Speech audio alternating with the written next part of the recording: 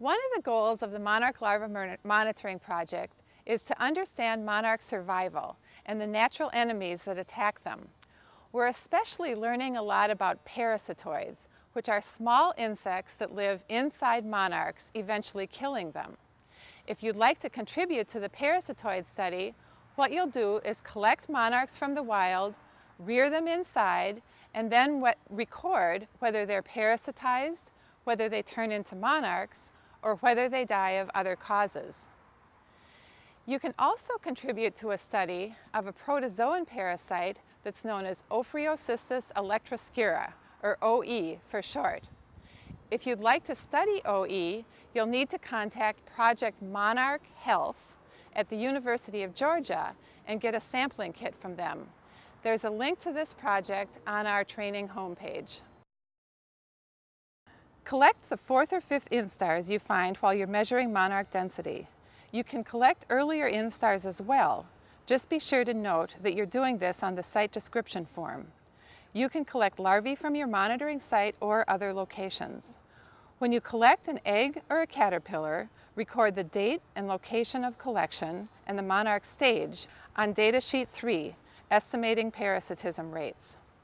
Rear larvae indoors and record whether they survived to adulthood, and if not, what caused their death. If you're not sure, you can record unknown causes.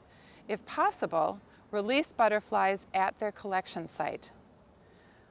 When a monarch has emerged, died, or produced parasitoids, record the information on your data sheet and the MLMP website. If you collect them from your site, enter information about them under your monitoring site. If you collect them from other locations, use the link to Parasitism from other locations. We'd like to identify the parasitoids that you rear from monarchs or other butterflies or moths. The data sheet includes information on how to send the adult parasitoids to us.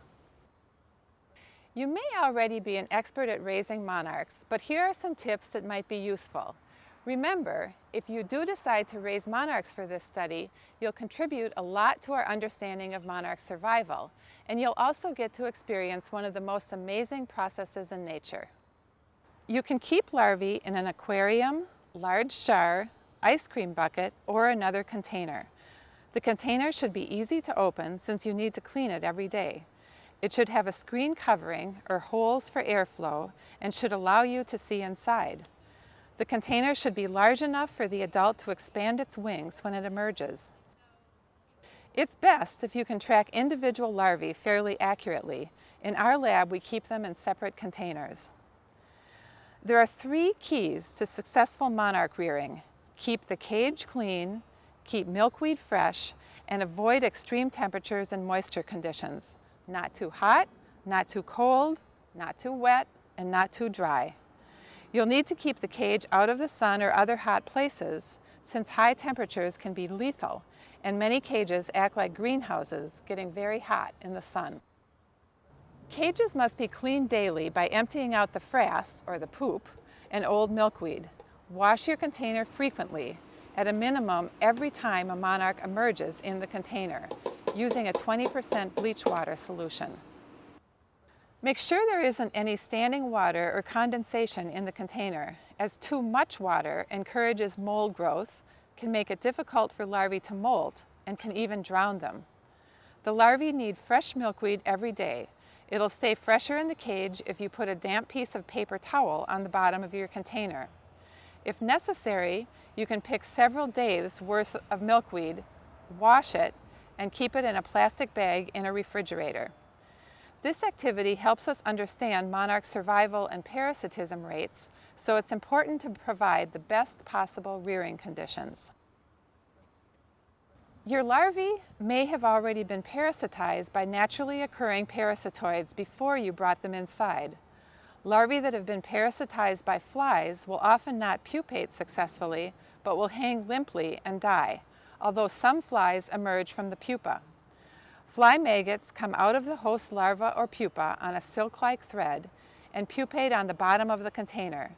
They look a little like monarch frass, so check for them carefully. The adult flies emerge about 7 to 10 days later. Wasps emerge as adults from their host pupa. In both cases, be sure to remove the wasps or flies if there are living monarch larvae in your rearing container. They may mate and parasitize new hosts. If your larvae die from another cause, be sure to remove them from contact with other larvae to avoid spreading disease.